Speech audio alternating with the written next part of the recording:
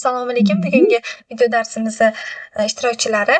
Bugungi mavzuyimiz kompyuterlarga kirish, ta'rif va maqsadi. Kompyuterlar ma'lumotlarni tez va aniq ishlovchi elektron qurilma. U kundalik hayotda, ish va ta'limda juda muhim ahamiyatga ega. Tarixi boshlangandan beri kompyuter tez rivojlanmoqda.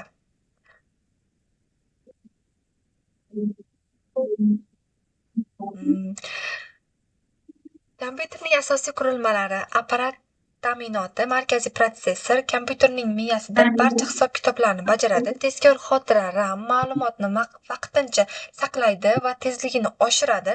Qattiq disk ma'lumotlarni doimiy saqlash uchun ishlatiladi.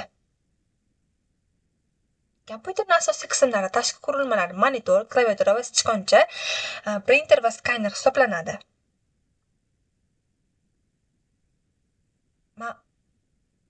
Kompyuterlarning dasturiy ta'minoti software deb ataladi. Ular operatsion tizim kompyuterlarni boshqaradi. Amaliy qismi ma'lum vazifalarni bajaradi. Dasturlash tillari esa dasturlarni yaratishda asosiy vositalar sifatida ishlatiladi.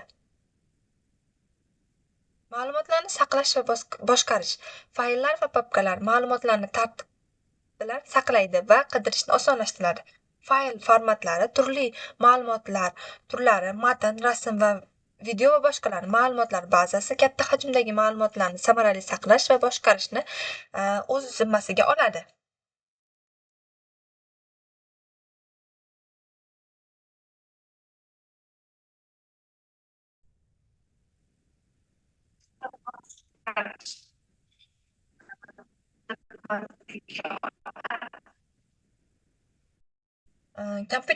Kompyuterlarda ma'lumotlar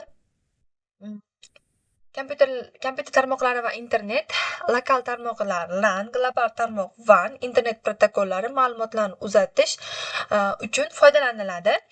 Kompyuterlarimizga viruslar tushishi ham mumkin. Bu esa ularni ishlashini sekinlashtiradi,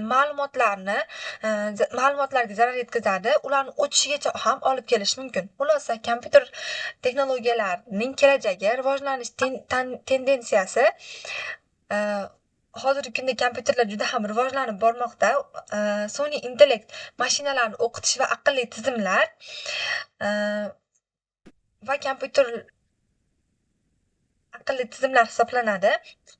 Kvant kompyuterlar yangi imkoniyatlarni ochish uchun xizmat qiladi. Ya'ni superkompyuterlar kelajakda yanayam sun'iy intellektga bo'lgan ehtiyojlarni oshirishga yordam beradi.